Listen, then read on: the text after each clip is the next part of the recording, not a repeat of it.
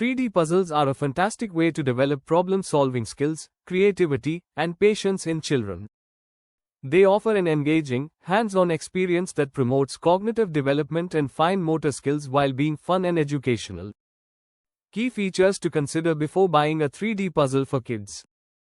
Material quality. Ensure the puzzle is made of safe, durable, and non-toxic materials such as wood, foam, or engineered MDF.